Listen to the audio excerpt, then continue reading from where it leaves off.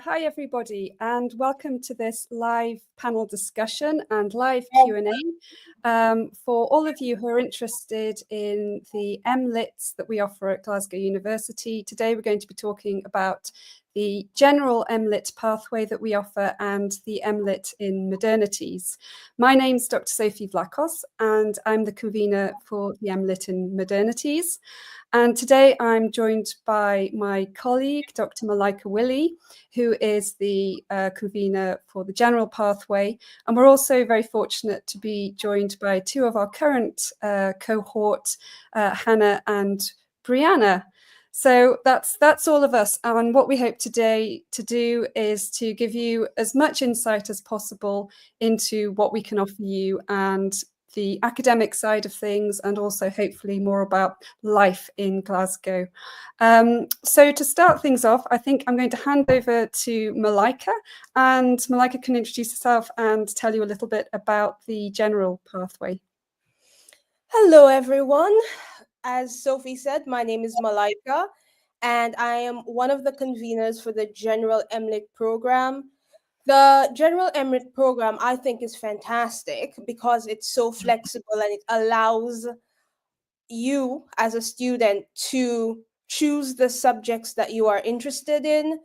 So if you, for instance, are interested in something specifically focused on gender, on slavery, on post-colonialism, you can shape your degree to fit what interests you.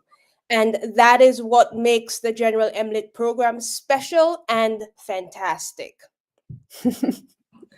Thanks, Malica. And I would agree the General MLitt is fantastic and special, but obviously I am an advocate of the Modernities program as well.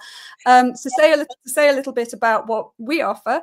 The Modernities program is targeted, it's an advanced level course specifically tailored to students who are interested in, obviously, the modern period, by which we mean, broadly speaking, we're talking about very late 19th century through the 20th century. And we go from kind of about 1890 through to the present day.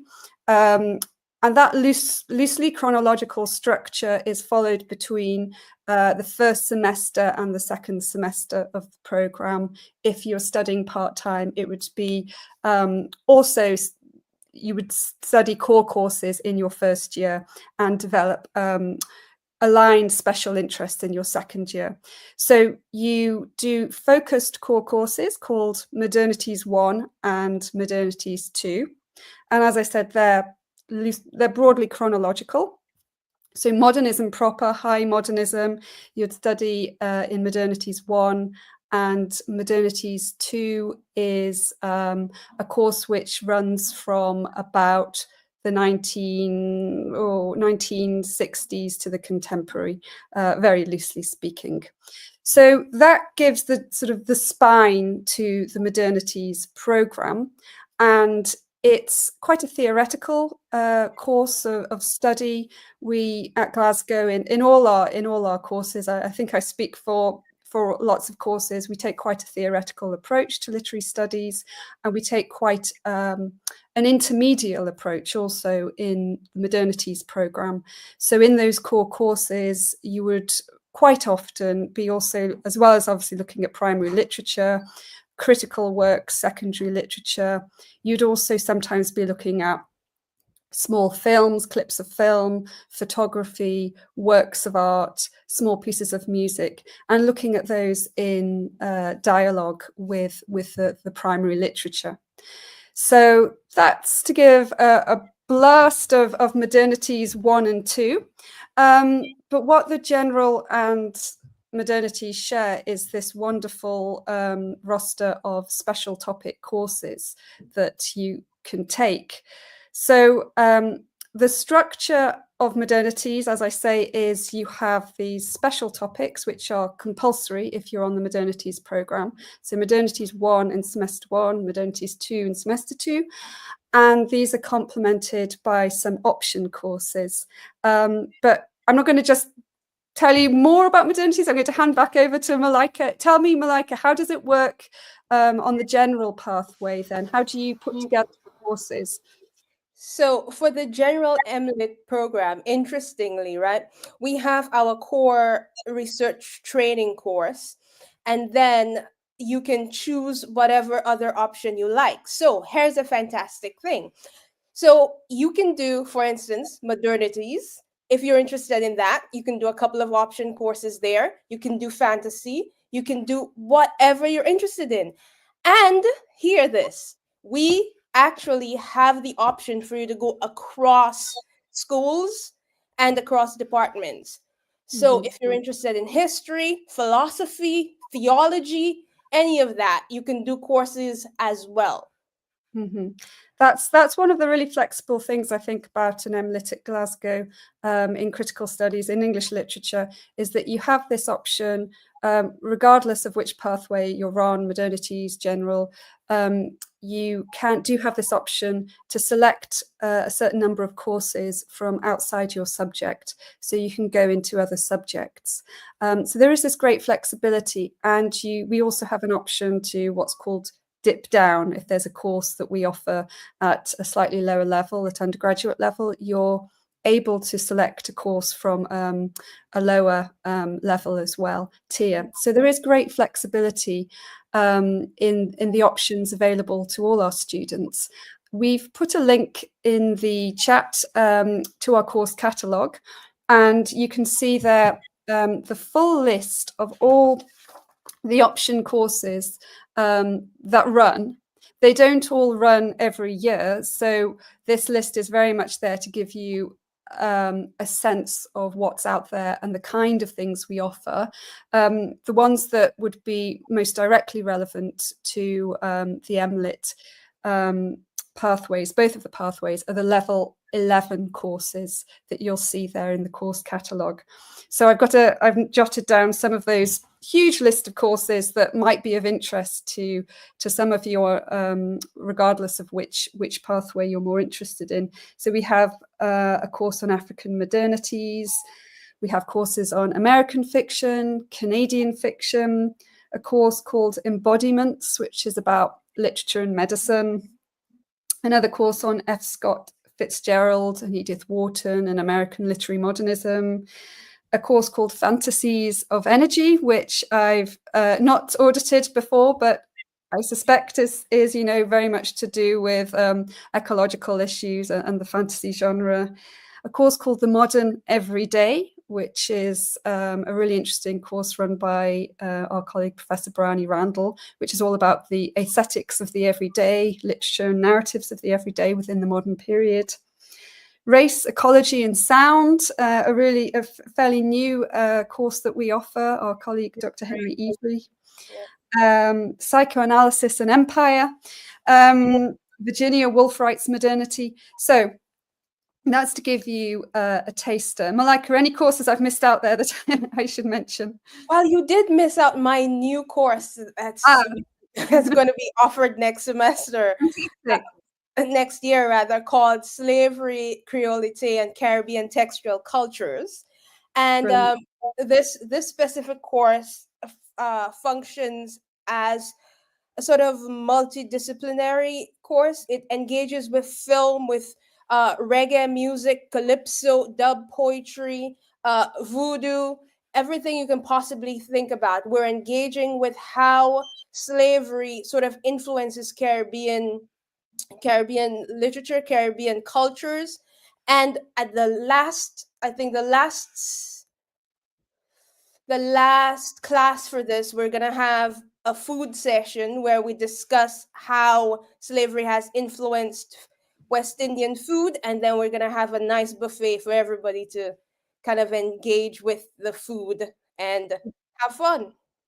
That sounds brilliant. And having attended a number of research seminars with Malica, I know Malica is very keen on bringing food to the conversation. So that sounds brilliant, Malica. It's not in the course catalogue at the moment, so that is why I didn't mention it. Yeah. Yeah.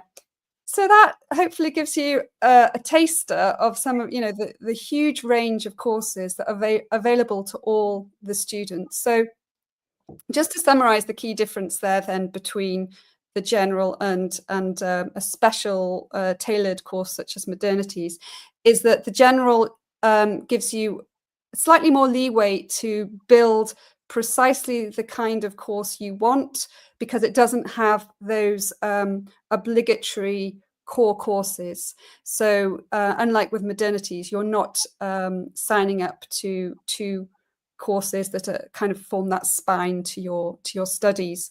So if you're interested in Modernities, you do Modernities 1 and Modernities 2, and you'd be part of a cohort. You'd have the continuity of that cohort who would move through those courses with you.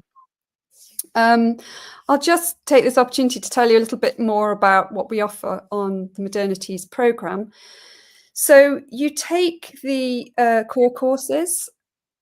All master's students, MLitt students, take a compulsory research training course.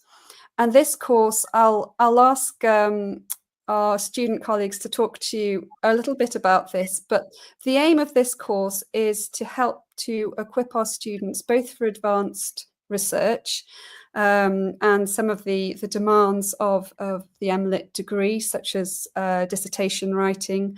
Also, for those who are interested in further academic pursuits, writing abstracts for conferences, journal articles, but also just skills development in general. So we want to try and encourage and support all our students at master's level, MLitt level, to develop skills that will equip them for, further careers and further advances, whether you're interested in developing academically or in other aspects, other fields. So it's catering towards professional development in some form and academic development as well. So that is a compulsory course that all our MLitt students take in the first semester. And as I said, I will ask Hannah and Brianna to talk about research training in a little while. But just to finish what I was saying about the Modernities course, we also have the dissertation, which is also something that all our students do. So the dissertation is the third component, the independent study that all our students undertake after teaching ends around this time of year. So again, Hannah and Brianna will be able to talk about what that feels like, having undertaken some very intensive study and now be in the process of submitting finals at the moment. I really appreciate you coming along because it's a stressful time. And then looking forward to the dissertation. Maybe I should just let you jump in here. Do you want to say anything about how that process is going at the moment, about finals and dissertations? It's going pretty well. I think I guess the RTC and the first term really preps you for having 3 heavy courses in the second term. So it's easier to get into it, and the RTC helps you with understanding the referencing style, to know how a symposium works, to know how to present something and make your idea really streamlined. So that helps a lot, and all the professors are really supportive. So if you have any questions regarding your research or like what you're interested in, if you want help with secondary, primary, like there's a lot of resources, and the library is really good as well. So I think it's going well. It's heavy, obviously. If you're a full-time student, it's going to be a bit hectic, but obviously that's why you're here, and it's really fun. Yeah, I agree. One good thing about the RTC is that it is the research training course. So you get a couple weeks where the focus is on building that research skill and muscle, because not all undergraduate programs include a dissertation. So for some, it is a new process. So it gives you the from the start to the end, and part of it, because it's a very practical course, is to actually come up with your research idea if you don't have it already, and begin writing that abstract, because as part of the dissertation prep, you have to submit your idea, your abstract, in order to be allocated a supervisor. And so, as Hannah said, this second semester is quite heavy. And so you can get a bit lost in the sauce and the weeds of studying for all of your courses and kind of forget, oh, I have an abstract to submit for my dissertation, and it kind of creeps up on you.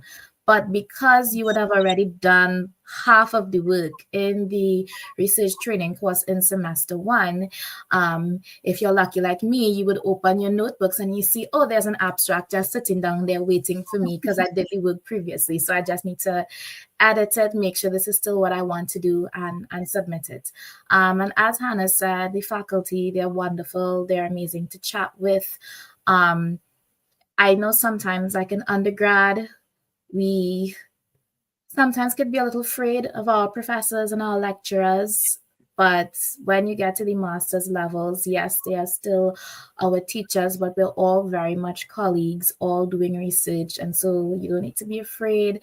They're more than willing, Malica and Sophie can tell you, they're more than willing to tell us, yes, that's a good idea, or no, that's actually a very bad idea and you should change it. Thanks, Brianna. Well, it's really nice to hear that your experiences of, some of staff being accessible and open and approachable. That's something that we certainly aim for. So that's really good.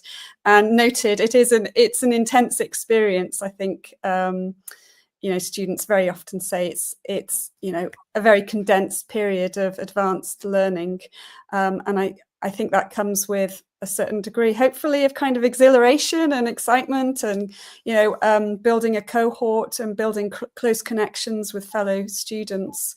Hopefully, I know on the Modernities program, students do develop quite a close relationship with each other because they're there week after week. The RTC also is an opportunity for all students, isn't it, Malica, to get together, compare notes, and talk about, just build a community together. Yeah, absolutely. I think it's a really good idea, and it allows them to support each other in a very sort of social and communal way, which is important too. I think to have that sort of community and support while you work. I think Brianna and Hannah, who are both in my post-colonialism classes, I think I've never seen a set of students so close, and they engage with everything that happens around the university and try to build each other up and share work and support each other, which I think is really fantastic. And I don't think that's necessarily specific to them. I think that's the programs that we offer in general, that we're gonna build a community within the cohort, which is really lovely. Yeah, I think that's a good point. That's really nice. That's great to hear. And I think it reflects something that we take quite seriously in English literature at Glasgow, and that is cohort building and, the development of student community, academic community as well. It's something that we've really concentrated quite a lot on in the past few years to try and ensure that all our students, post-COVID, really feel fully integrated. And I think that's definitely, picking up from where we were before COVID, because there has always been a strong kind of academic community in English literature. And that's very much back now. One of the ways that we try to encourage our MLitt students to really fully participate within the fuller academic community is through the structure of the research training course. So as Hannah and Brianna will attest, they're impelled, really. They have to go and participate in research events that are happening in English literature and within the wider College of Arts, or even the university, and that is part of the training structure and part of the assessment, actually, for the research training course. So MLitt students have to go and attend 3 to 4 events and write reflective reports on those events, how they felt the talk went, if it was a talk or a round table or a conference, the content, the presentation, the technological aspects, and they write these reflective reports. And we feel that reflective element is useful in itself, but it's also a way of ensuring that our cohorts are engaging with some of the many research activities that are going on in the wider community, and seeing each other face to face as well. Hannah and Brianna, what events have you been to over the course of the year? I have been to Blackness as a Resistance, which was what Dr. Willie had put up. But I think the most interesting part was going to events that were not from our discipline. I went for one about ancient Rome, went for some music ones held by Dr. Vera, and it was really fun. And then I also did some about wars, comic books, and it was really interesting, like how literature can combine with all of these elements and like use how interdisciplinary it is actually. So the reflective report is a good way to interact with peers, and I've got some friends from different disciplines now who are studying different things, but kind of we have this same research like interest or something similar that we know or like to go or attend, and that has been pretty fun. Yeah, at first, the obligation to have to go to these events could be a bit tedious because you want to focus on your schoolwork and your assignments. But once you get there, you realize, oh, this is actually an amazing thing. Just as Hannah says, you get to meet other people and you get to interact with other disciplines that you may not necessarily have thought of being related to your specific area of study or interest. But when you attend these talks and these things that other schools put on, you're like, oh, this is actually amazing. I've gone to 2 of the creative conversations that the creative writing program put on, and I actually got to meet one of my favorite authors there, and I plan to include her book in my dissertation, hopefully. And I have access to her now because I've met her, I've like had conversations with her, and she's told me, you know, if you need me, you can reach out to me. And I would not have had that opportunity if I'd stayed home. So going to that event really benefited me. I've gone to an event by the fantasy program about the intersection of fantasy and war, especially in our modern contexts. And that going to that again, I wasn't thinking of getting anything specific out of it, but the information was so pertinent that I am going to be including some of the things that the various panelists said at that event in my dissertation. So again, there's a social aspect to it, but go to them with an open mind because you never know what is going to strike out at you and really change the scope of your research and your academic future. That sounds great. Yeah. I would also like to add that just because you're a postgrad student doesn't mean that you don't have to interact with the university.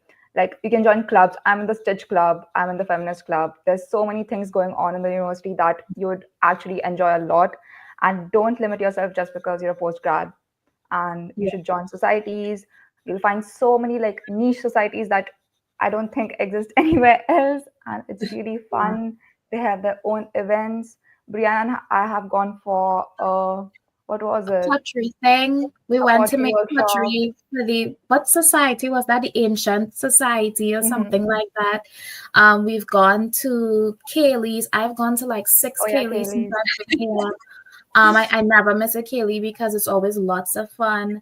And I think there are over 300 societies, and new societies are popping up every month. I see that there's a new society, that the Witchcraft Society has just started. There's a cheese society. There's a Taylor Swift society. Like we will get to talking more about like general advice later on in the Q&A. But you're coming here for school, but also enjoy yourself. Enjoy yourself. And that's one thing that I really love about the communities in Glasgow. They encourage us to like get out there and experience things outside of the pages of the books and the research, which I really appreciate. You could also take up positions of responsibility. Like I know people who are in postgrad and they're VP and like of the student body here, the SRC.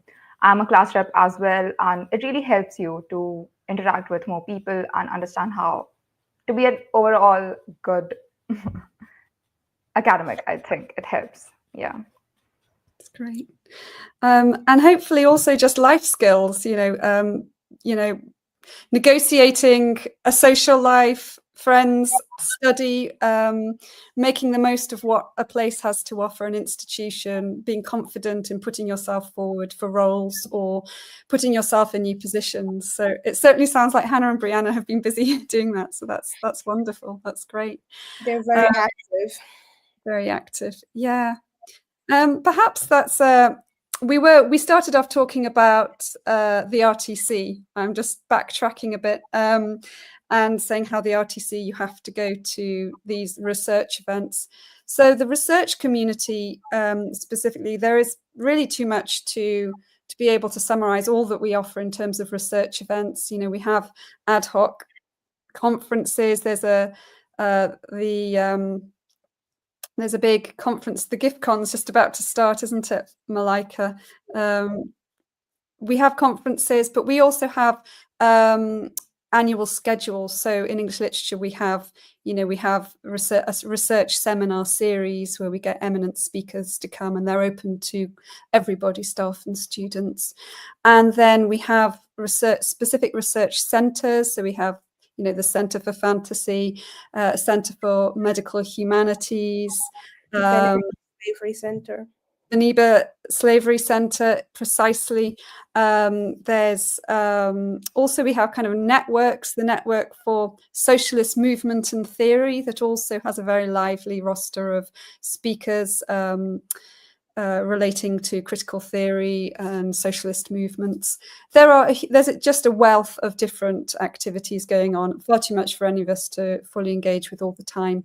But just to underscore the fact that there are a lot of research events going on in the wider community, as well as these fantastic esoteric societies, such as Cheese and Witchcraft and many others. Yeah, so one thing I haven't mentioned just about Modernities is we also offer a field trip. The field trip for Modernities has just taken place. We were blessed with really lovely weather. We go to Edinburgh for a day and we visit the National Library of Scotland and the Scottish Gallery of Modern Art, and we get bespoke presentations and Q&As from really excellent curators in both of those places. In the National Library of Scotland, we have two fantastic archivists and curators, and they get out the personal notebooks and effects and archives of writers such as Alistair Gray and Muriel Spark, and that's always really inspiring. And then we go over to the Gallery of Modern Art, where we get to see some fantastic original editions of kind of avant-garde manifestos and journals.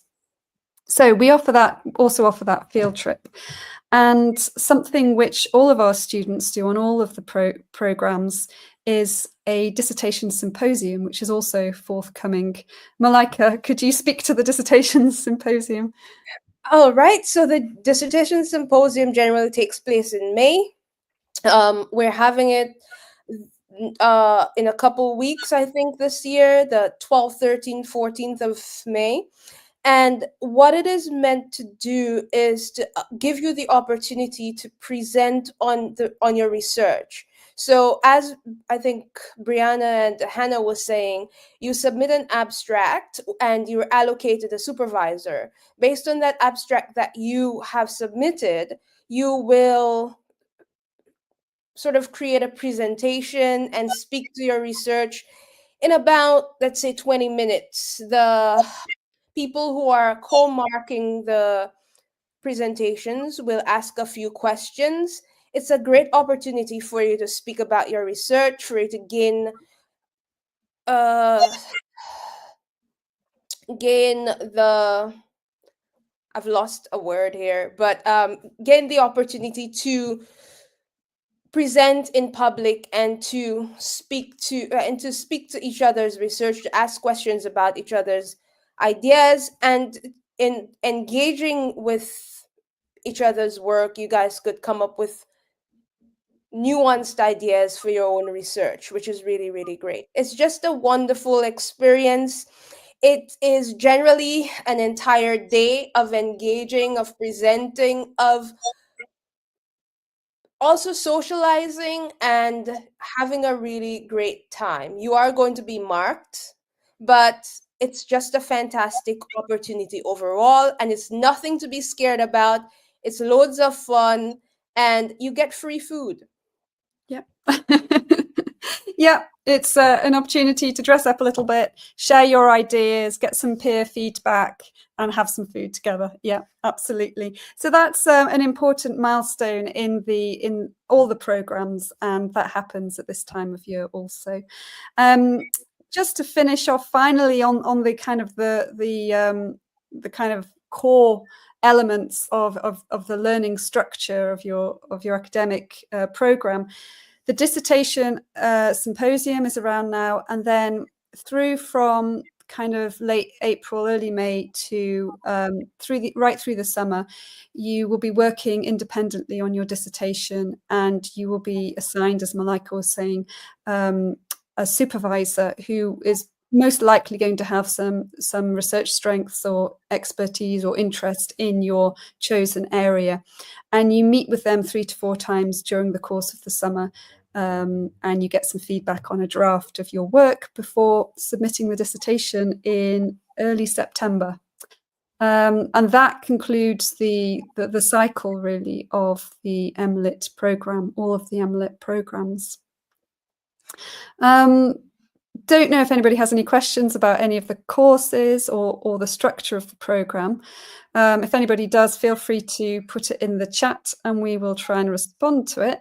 But if not, perhaps we should move on to just letting Hannah and Brianna talk a little bit more generally and openly about their student experience, what it's like living in Glasgow, working in Glasgow, which is a very, hopefully to them, to me it is anyway, a very vibrant city, really culturally alive and full of different opportunities, music, theatre, arts, independent of the university.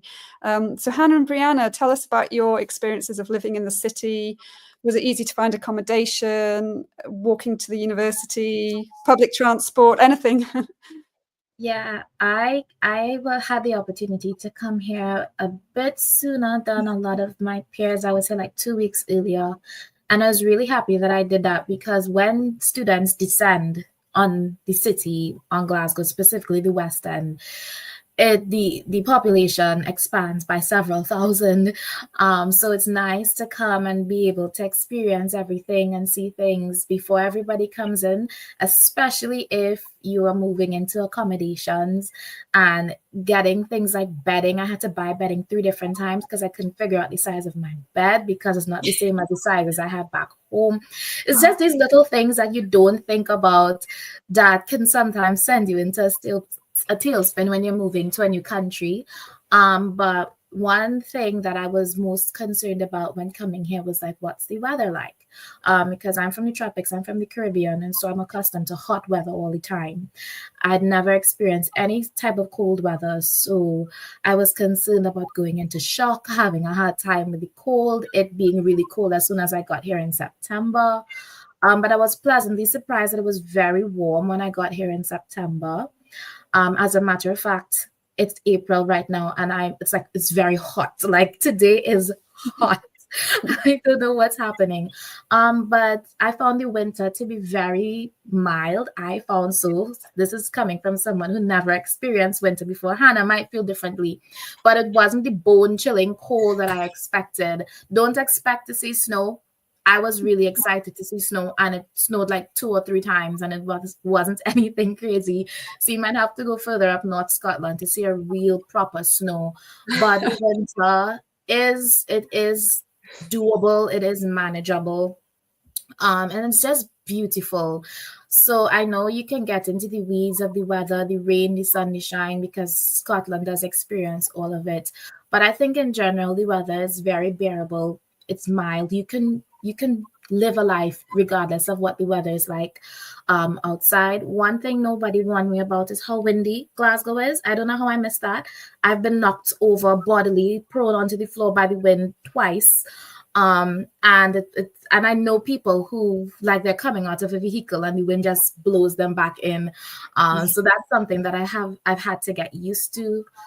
In terms of packing, everybody tells you don't try to bring too many stuff, because obviously your space and accommodation might be limited, or you might have to pay a lot of money to bring extra luggage when you're flying in. I didn't listen to any of that advice. I brought my entire life in 6 big suitcases, and I paid a lot of money to bring all of that stuff here. But I wish somebody had told me don't worry about buying weather appropriate clothing before I came. I had no idea that charity shops was such a huge deal in the UK, because they're not a thing that exists where I come from. And so I bought a ton of sweaters and that type of thing before I came, only to come here and be able to go and, like, there's like charity shops every step on Byers Road, which is right by the uni, and also in the city center, where you can get really lovely jumpers and sweaters for like £5, £10. £10 is a lot. When you charity shop a lot, you get a bit, frugal and stingy, but there's just a lot of opportunities for you to live well below your means as a student, because obviously budget is a concern when you're living as a student. But that's another thing I appreciate about Glasgow. There is something for everybody in terms of your budget. Because there are so many students in the city, there are a lot of student discounts on everything. So you can get lots of discounts on food. I have gone to endless shows, orchestral shows. So the ticket for these shows might be £50, but as a student, you get them for £10.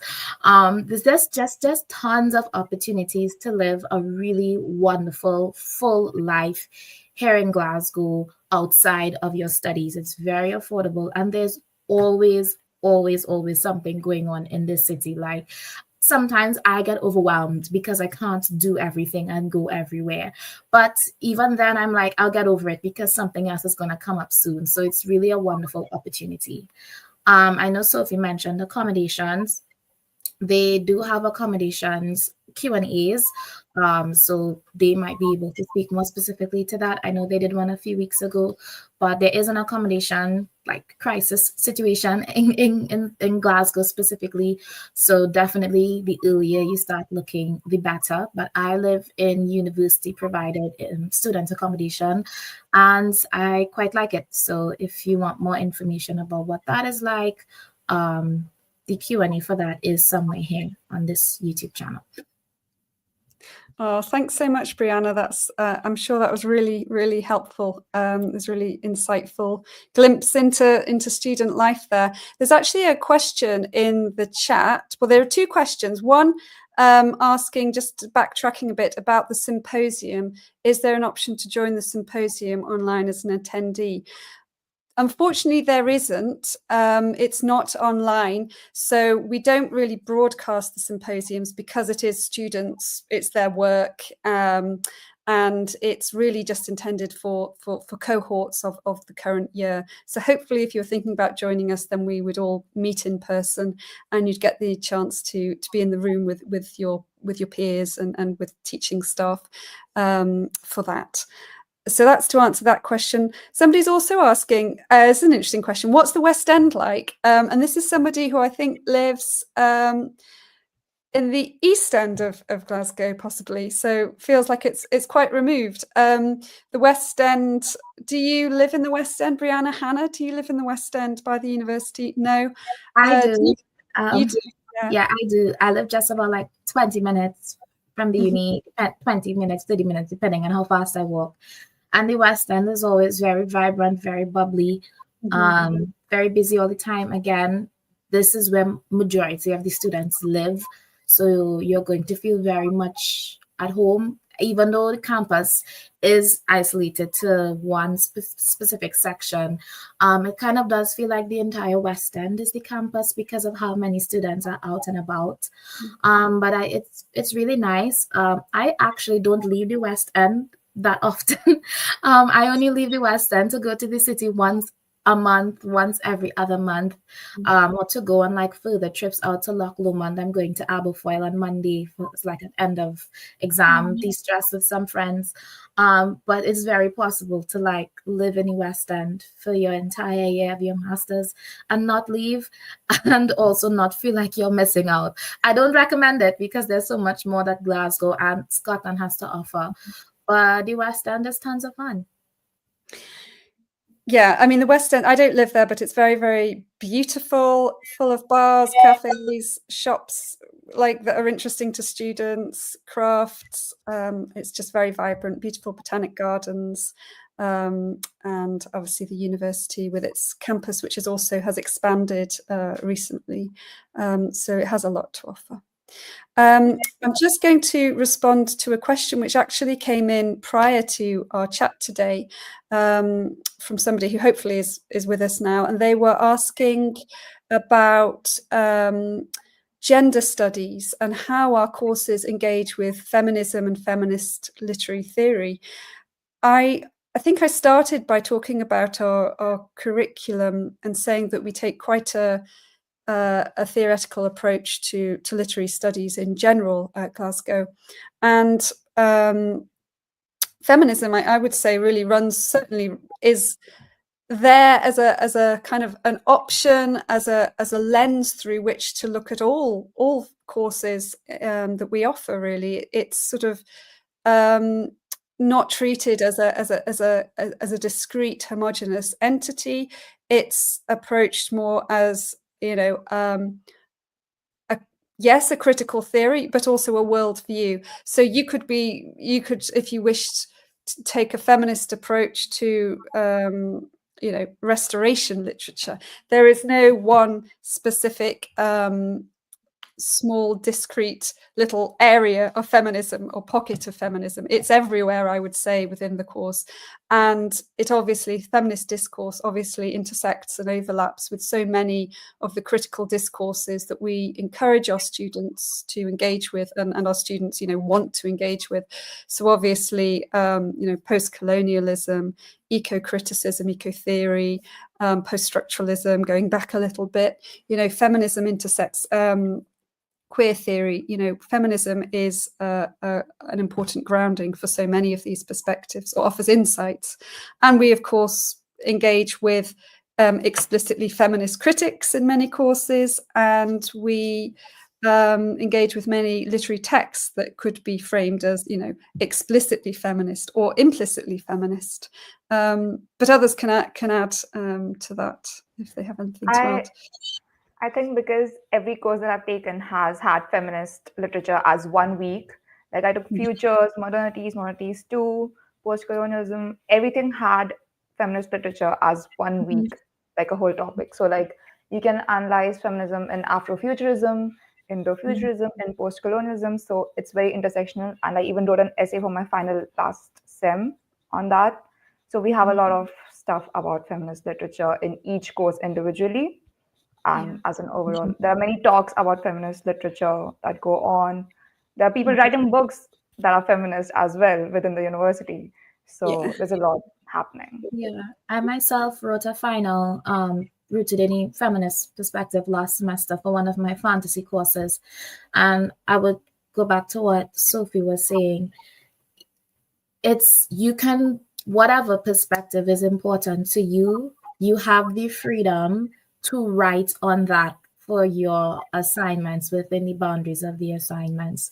So for me, post-colonialism is really important for me. So even if for my fantasy, I didn't do this, but I had the option to, for my fantasy courses last semester, not choose any of the texts that we would have studied over the course of the term, and choose a text that I wanted of my own that was a post-colonial fantasy, and wrote entirely on that, and my professors would have had no opposition to it. So if you want to discuss feminism, you can do your dissertation on feminism, you can do your assignments on feminism, and I think that's one of the benefits of not just the general or the modernities course, but the entire structure of the MLitt programs, is that whatever specifically is interesting to you, you have the full freedom to do that, and you will have faculty there who can support you. That is true. And as a convener of post-colonialism, I welcome you to register for it. Also, because you're interested in feminism or gender, you can also do stuff, as both Sophie and I were saying earlier, across the school. So if you want to do something that's specifically gender related, or the history of gender in the history department or something of the sort, you can also do that to add to your understanding or your experience of feminism and gender studies. Yes, there's a lot of gender studies across arts and humanities in the College of Arts generally, and there is a centre also located in history, I think. So yeah, plenty of scope for that. Another question that we have on the chat: I've noticed several modules in English literature that would allow me to specialise in 19th century literature. So are there any student conferences held by the university on that era? So yes, you're quite right. We have colleagues, we have a really strong presence in Romanticism and 19th century literature. We have experts, Romanticists such as Professor Nigel Leask, who's a specialist in romantic travel writing and other things. So we have quite a lot of colleagues who work in that area, and as you've noticed, courses in the 19th century. In terms of student conferences, we don't have like an annual fixture in that discipline. Conferences tend to be a little bit more ad hoc. We did actually have last year, I think it was last summer, the BARS conference was hosted by Glasgow.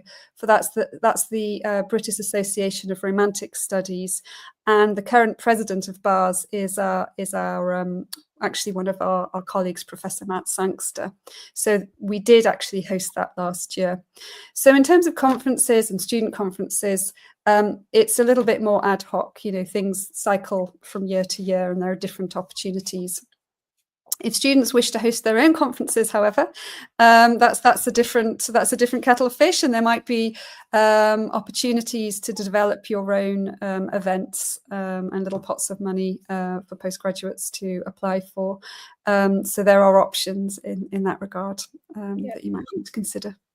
There are also options at other universities that are nearby. So if you're interested in attending anything, you can also find information about Strathclyde and Edinburgh and places like that, which are always really good. Yes, that's right. Yeah, so I think that is all the questions that we have. I'm just having a look. If anybody else has any questions that they would like to add. Yes, there's a link there to the Centre for Gender History. Brilliant. That was the centre I was alluding to, but the name had just was evading me at that time. So that's there as a link to the Centre for Gender History. So we're coming towards the end of our chat. So any final questions, please put them in the chat now. But Hannah, Brianna, any last comments you'd like to make about being a student at Glasgow? Anything we've not covered, perhaps? I'd like to add that there's... Oh, so sorry. You go ahead. Go ahead. Okay, so I'd like to add that there's lots of mobility programs as well. Like there's one happening in... the one that I'm going for is in Paris, and there are many like small scholarships and funds that you can apply for your own research programs or your dissertations or anything that you want to work on independently. There are like lots of funds, lots of scholarships that give you small pockets of money that you can use for different ideas that you want to follow or programs that you want to take, and it's really good, and there's lots of opportunities for that. So make sure to keep an eye on that when you join. Yeah, Brianna. Yeah, I would also just add, and it's been said before, but to emphasize, to use your student community. Although our professors and conveners are very accessible to us, they are busy people, and they may not necessarily, they're not going to read a draft of your assignment like in undergrad and tell you to fix this and then fix that. And so you might not be comfortable with at first or accustomed to having your peers read your assignments before you submit, but your peers are going to be some of your biggest feedback sounding boards and support systems, especially during your dissertation period. And you're only going to get that support during your dissertation if you build that rapport with them from the very beginning when you're going through your other courses. So build that study community, that feedback loop, so that you get the help that you need. Because again, the faculty are there, but they are limited. The general English Lit cohort is quite large. And so there's always going to be classmates who are happy to help you out. And everybody's very willing and happy to help each other out. So use that community and you're going to be great. You're going to be fine. Thanks, Brianna. Thanks so much. And thanks to you, Hannah. It's been really helpful, I think, to get your sense of the programs and also just life as a student at the university. That's been really helpful. Thank you. I think we're probably coming towards the end of our talk now. We haven't got any more questions. So unless Malica, is there anything I've missed? Is there anything you want to add? We have another question coming in. Malica, do you want to quickly just address this question? Going into PhD after completing the MLitt. Oh, well, I think that we have a lot of experts in a lot of things at Glasgow. So whatever you're interested in, you will find somebody to supervise. So if you're interested in going into a PhD, make sure that you find somebody who you can supervise you. And there are loads of fundings for which you can apply so that your PhD can be fully funded and that you can have a wonderful experience being a research student. So thanks, Malica. We cover applications for the PhD in our RTC course. And generally what you do is you try to identify a supervisor. You approach a member of staff who would be interested in your project, identify a supervisor, and once you've spoken with that person, they've agreed to take you on in principle as their student, then you make an application via the central admissions system. And I suppose regardless of where you want to apply to do a PhD, you have to put together a proposal of your intended research, something which would inevitably develop and change over time, but would give your potential supervisor, an institution, a sense of your abilities and what it is that you're interested in doing. So that would always be the first step, to draft a proposal and approach potential supervisors. Yep. And obviously, if you were wanting to do that whilst you're on one of our programs, we could give you some advice and support that process. Absolutely. And we have loads of support for students who have different kinds of needs. We have loads of opportunities for people who are disabled and who require support in that regard. We have loads of counselors and psychiatrists that are very helpful with mental health troubles and things like that. So if you are going through anything while you are on this program, there are loads of people who can assist you and help you go through this process and succeed. Yeah, absolutely. The university offers a wide range of support services, as Malica was saying, and financial support and health issues, mental health issues, physical health, disabilities. There's lots of support out there. Yeah. Okay, great. Well, I think perhaps we have come to the end of the questions and to the end of the discussion. So Somebody said it was insightful and inspiring. So thank you very much. That's great. That's what we aim to do. And I'm really pleased that if we've managed to answer some of your questions. So thank you very much, everyone, for joining us. And thank you very much to my colleagues, Malica, Hannah and Brianna. And we look forward to hopefully chatting with some of you again soon, or even welcoming you onto our programmes next year or in the future. Thanks very much, everybody, and take care.